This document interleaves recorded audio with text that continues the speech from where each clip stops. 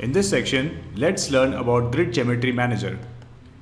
We will start with the overview of Grid Geometry Manager, where we will talk about what is Grid Geometry Manager, and then we will explore the options available in Grid Geometry Manager. After that, we will add a widget and we will position that widget using a Grid Geometry Manager. In the end, we will talk about some supportive functions that are associated with Grid Geometry Manager.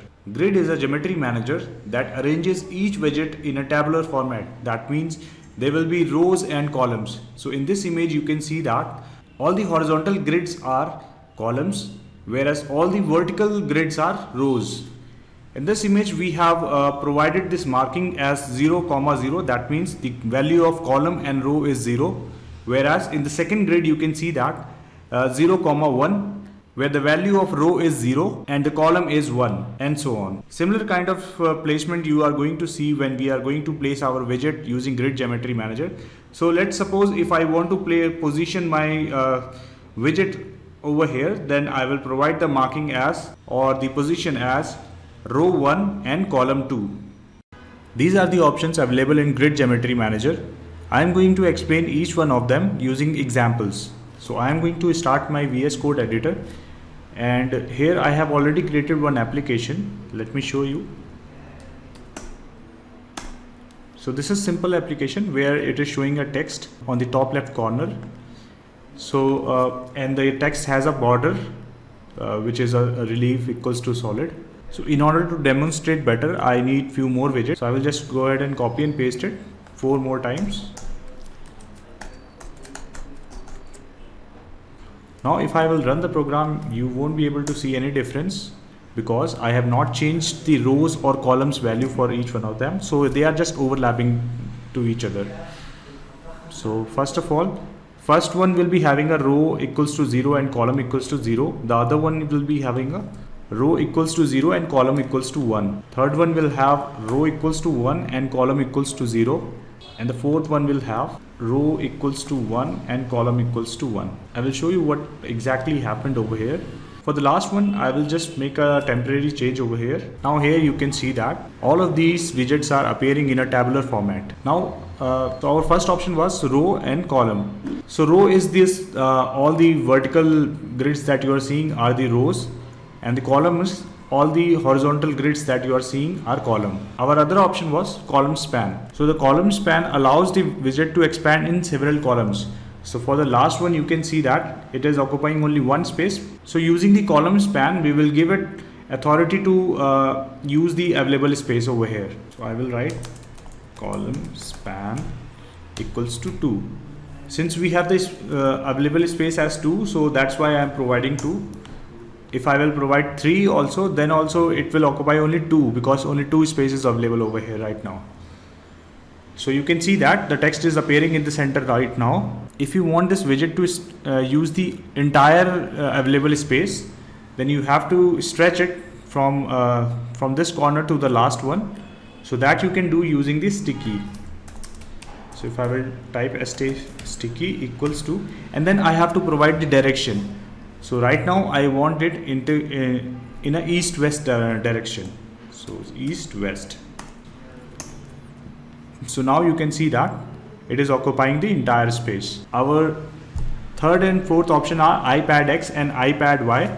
So we have used this option in Path Geometry Manager as well.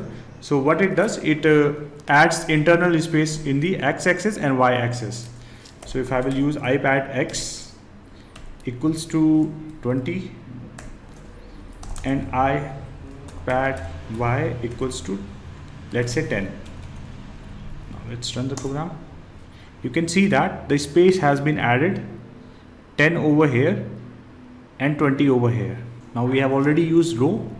Row span is opposite to the column span. If the space is available, then you can expand the widget in several rows. So for example, we are going to remove these 2 widgets from here and we will expand this one to till here. So here I have made some adjustment in the code. So let me run it once again. You can see that. So you can see that the space is available inside this sample text. So I am going to stretch this application to occupy the available space. So that can be done using the row span. So I will go to the second label, which is on column 1, and I will add a line row span equals to, and the available space was 3, so I will type 3. Now let's run it. You can see that the space is being used by this application, but it is not showing because we have to stretch it.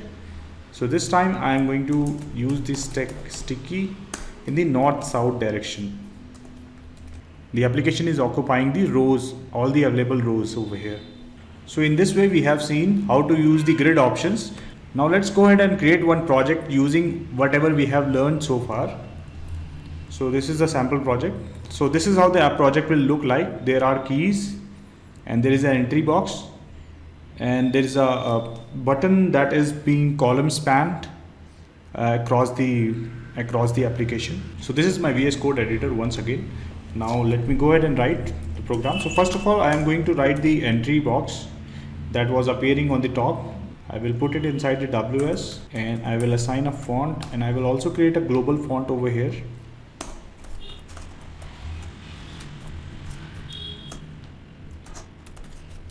Width of the entry widget will be 25.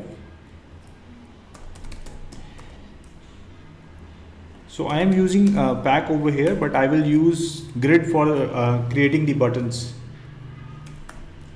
Next, I am going to create a container widget, that is frame. Now I am creating a button and I am placing this button inside a frame. And the first text that will appear is 7.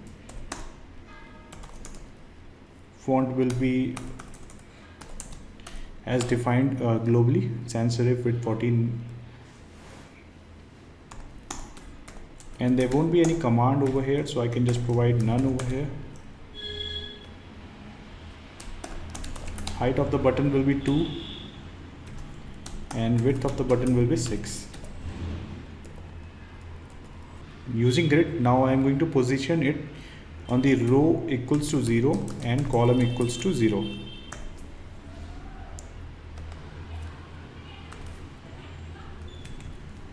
Now let me copy and paste it. This one is going to be for 6th one.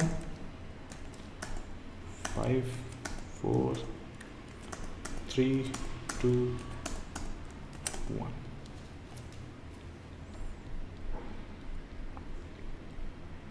So I have to change the text and the row and column numbers. This will be on the column 1. Then we have number 9 at column number 2.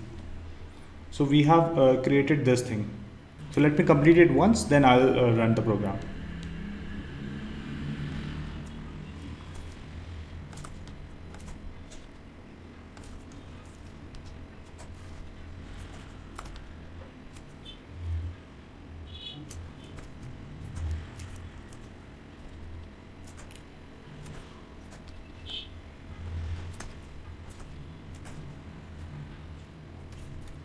You can see that the button has been arranged using a grid geometry manager.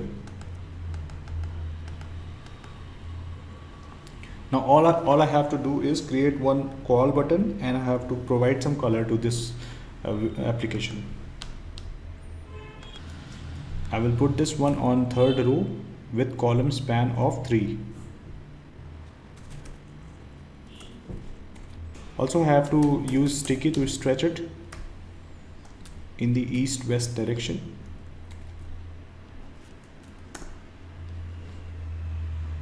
So this is how the application appears now. You can provide any color to this application.